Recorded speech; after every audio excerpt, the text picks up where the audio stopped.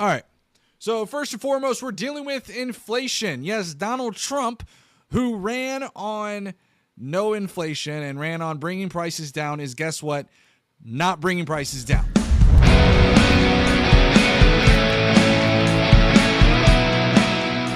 Donald Trump right now is actually starting to see the effects of his tariff policy coming into full play. What we're seeing, and we just had a recent CPI numbers come out for June, and it was disastrous. We're going to kind of dissect this a little bit because I think a lot of people, when they look at these inflation numbers, MAGA specifically, don't quite understand what this means. I've gotten to quite a few arguments on X about this, but it's okay. We're going to go ahead and cover this now. So, one of the things we saw price hikes were things like durable goods, linens, oranges, olives, cookware, audio equipment, major appliances, coffee, sports equipment, toys, just to name a few, and they're starting to go up. These are goods that are typically imported from other countries, right? I mean, we think about clothes. Clothes are made overseas, and they're brought here to the United States. One of the biggest price hikes we've seen is linens. Linens typically are made overseas. And we're seeing that go up thanks to Donald Trump's horrible tariff policy. And on this next one, we'll also see, Donald Trump ran on the drill, baby drill, to bring down inflation because, the idea is that if they brought down oil prices, that it would make traveling a lot cheaper. Well, that's just not holding true. One of the things that we're seeing is U.S. rig counts are going down according to Baker Hughes. Oil prices have kind of fluctuated. They've not really gone down. They've kind of stayed at the 60 mark. It's important for people to understand that the way that oil and gas works is that it's important to understand that the way oil and gas works is that if it gets below a certain dollar per barrel, it can cause things to be a little bit of a problem in terms of being able to pump. It's not profitable to oil and gas companies. So they start to shut down rigs. And what we're starting to see here is Donald Trump obviously saying drill, baby, drill. That's not quite happening. And here's an important measure. U.S. inflation accelerated last month to the highest level since February. Again, the problem that's happening right now is that it takes a little bit of time for inflation to kind of catch up to the tariff policy that Donald Trump has enacted. Donald Trump's tariff policy is an absolute disaster, right? But the problem is that we only recently saw him enact those tariff policies back around April or May.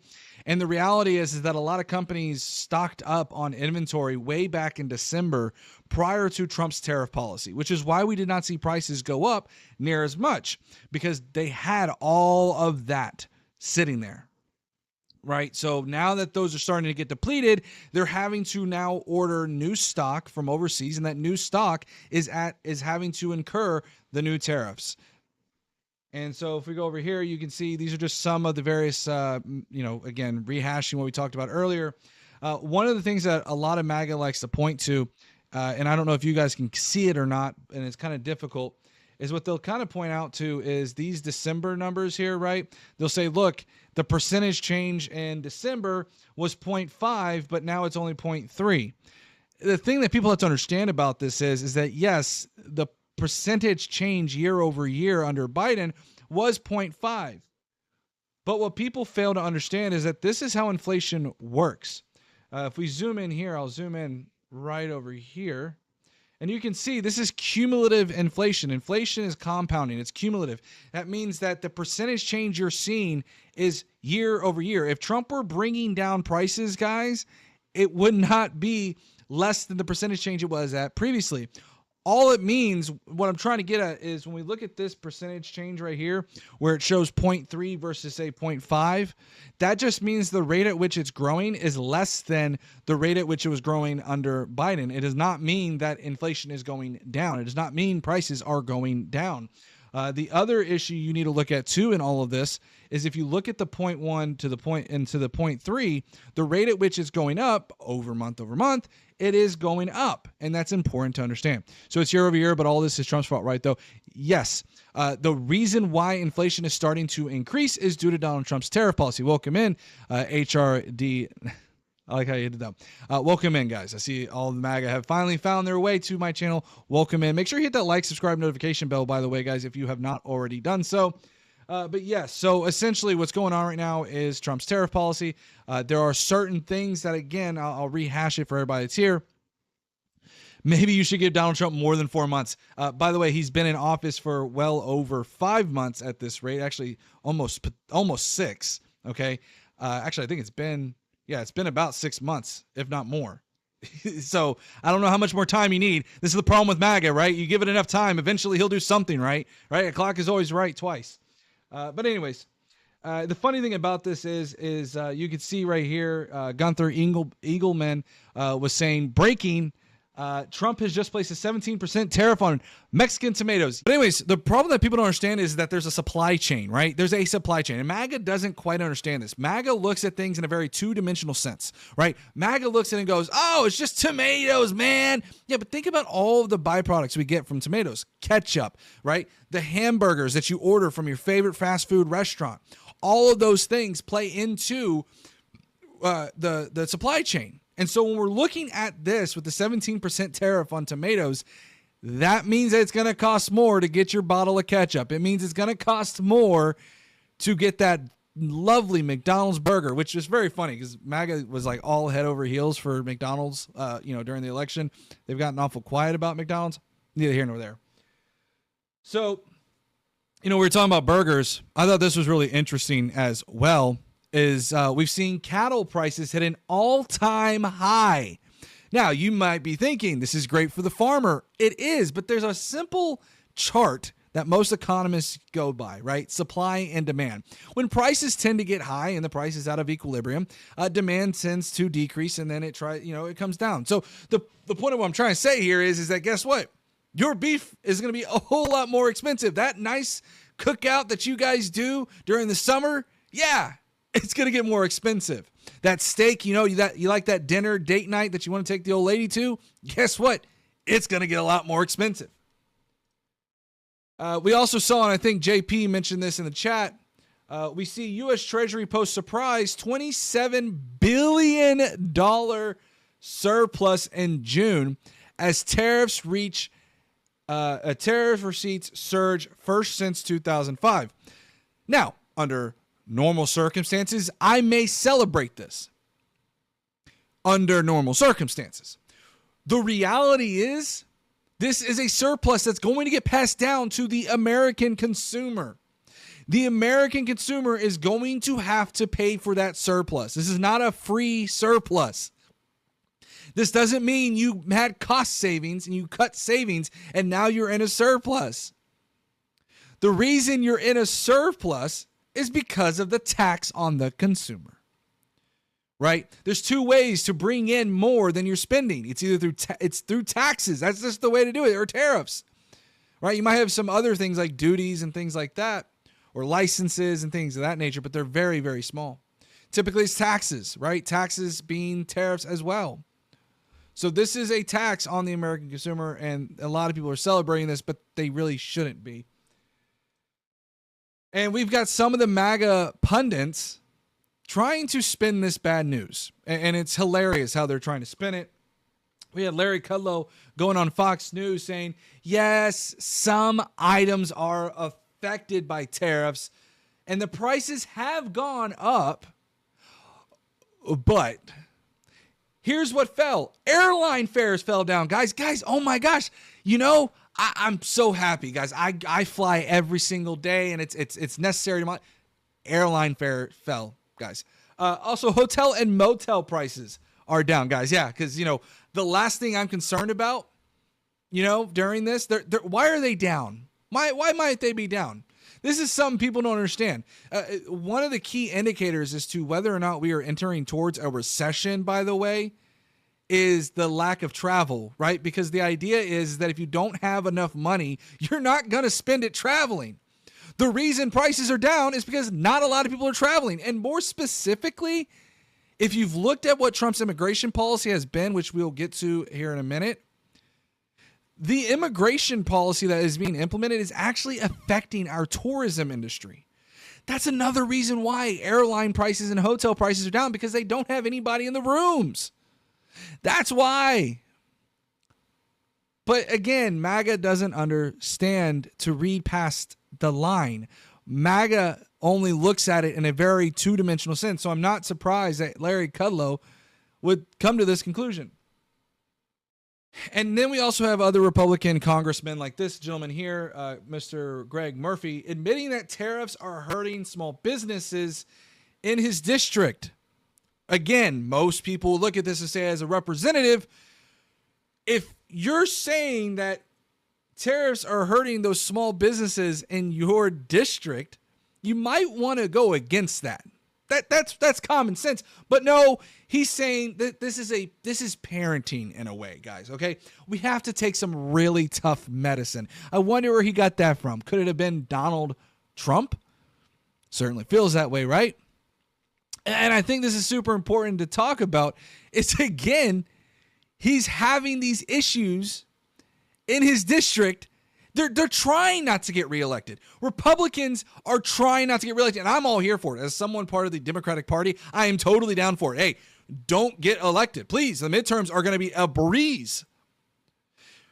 Republicans are passing the one big, beautiful bill, the one that is fairly unpopular, one that strips away Medicare, Medicaid, and SNAP benefits.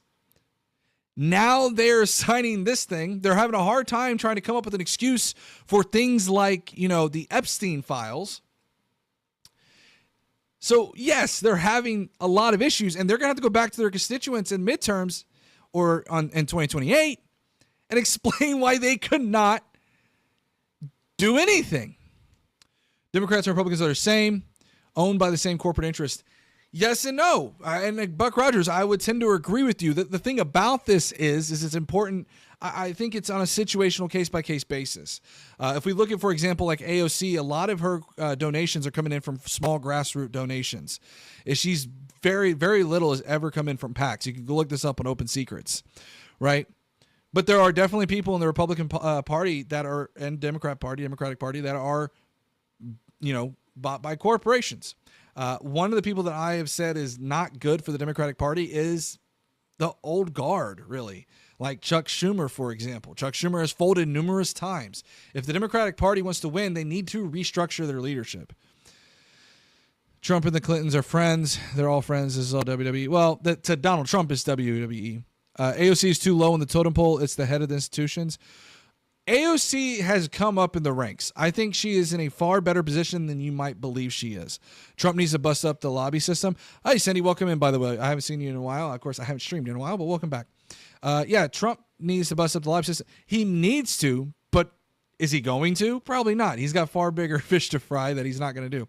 Chuck Schumer, well, okay, I'm not going to get into all that whole one of the topics I stay away from, and most of you guys understand, I stay away as best as I can from the Middle East talk. First of all, I'm not a big foreign policy guy, nor do I like talking about that topic. It is extremely contentious, and it's not one that I'm well versed in, so I don't want to talk about it.